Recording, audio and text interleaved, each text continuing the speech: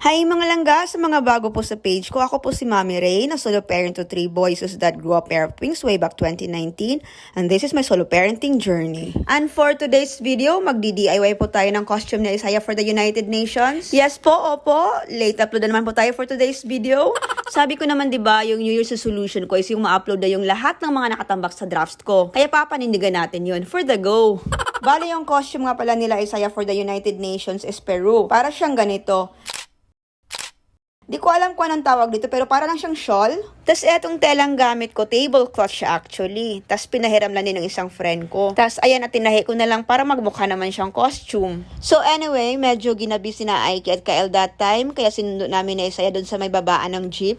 May part kasi dito na medyo madilim. Kaya kapag may ginagabi sa kanila, sinusundo ko at kung sino man yung nakauwi na. Usually, hindi naman talaga sila ginagabi ng ganito. Kaso that time, inutusan ko silang sumaglit sa city proper pagkasundo ni Aiki kay Kyle para bumili ng sewing kit. Kasi magtatahi nga ako ng costume ni Isaiah, wala akong karayom at sinulid. Yung mga pantahi ko kasi naiwan ko dun sa bahay ng nanay ko. Kaso bago pa sila nakauwi, nakahiram na ako dun sa kapitbahay namin. Kaya yun, nasimulan ko na siyang tahiin. At ayan na nga po, at dumating na yung dalawa. Actually, parang hindi din sila nakabili ng sewing kit that time at wala daw silang mahanap. So wag na lang kako at nakahiram na ako sa kapitbahay ng sinulid at karayom. Ayun, at bumili na lang daw sila ng bread at hotdogs para naman daw hindi sayang yung pagpunta nila sa city proper. So ayan nga, at pauwi na din kami. Medyo umuulan pa din that time, pero kahit pa paano, hindi na ganoon kalakas katulad nung kanina. So bali mga 5 to 10 minute walk siya pabalik ng bahay. Pero depende actually kung gaano kakabilis maglakad. Ako kasi parang inaabot ako ng mga 10 minutes. Eh sila mga 5 minutes lang ganun kasi ang bibilis nilang maglakad. Lagi ko nga silang pinagsasabihan na bagala naman ang konti at naiiwan ako, di ako makasabay.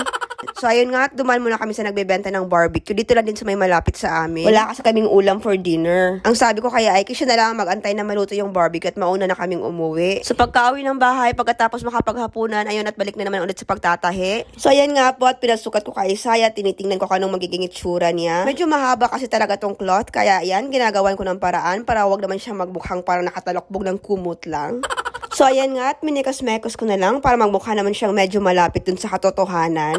Alam niyo bang kapag mga ganitong pagkakataon, namimiss ko si Daddy kasi dati mahilig talaga kaming mag-DIY ng mga costumes ng mga bagets. Yung mga pang Halloween, pang activity sa school, ganun. Ginagawa namin yun, kami lang nag-DIY. Kaya syempre nakakamiss din.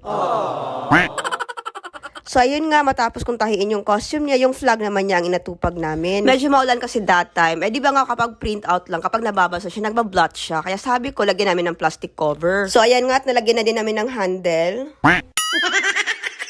Pinaglihi ko yata talaga sa cartoons tong batang to. Eh, napaka-kengkoy. Sa kanilang tatang siya ang pinakamakulit. At eto na nga yung final look ng costume niya. O, diba? Parang napaka-simple lang tingnan. Pero wag ka. Ang tagal kong natapos dyan. Tapos ang sabi ko, sumayaw siya. Ayun na, sumayaw naman. Napakadaling kausap. Go, go! Oh, oh, oh, oh. Tapos eto na yung kinabukasan, bago siya papuntang school. Tinuturuan ko siya kung paano yun isuot. Kasi hapon pa daw kasi yung program, kaya hindi pwedeng isuotan niya agad, papuntang school, ganon. Tapos tinatry ko din siyang gawa ng DIY headdress. Pero yun nga, hindi niya ginamit kasi it looks weird daw.